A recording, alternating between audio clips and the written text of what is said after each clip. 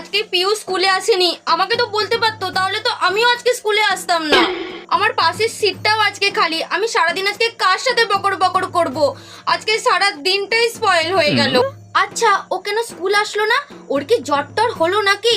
কিন্তু ও তো স্কুল না এলে আমাকে ইনফর্ম করে, এইবারে কেন আমাকে বললো না? ও আজকে ওর বয়ফ্রেন্ডের সাথে কোথাও ঘুরতে যায়নি তো? আজকে তো অঙ্কের টিচার টেস্ট নেবে বলেছিল, তাহলে কি ও ওই ভাই স্কুলে আসেনি? কিন্তু আমি তোকে বলেছিলাম আমি আমার পেপারটা পুরোটাই ওকে দেখিয়ে দেবো, তার সত্ত্বেও কেন এলো না? আজকে তো আমি ওর জন্য টিফিনে স্পেশাল বিরিয়ানি এনেছি, কিন্তু ওই তো আসেনি। আমি এবার একা একা কি করে খাবো? দিশা আমার দেখেই হাসছে, মনে হচ্ছে আমার আর পিউর ব্যাপারে নিশ্চয়ই চুগলিবাজি করছে।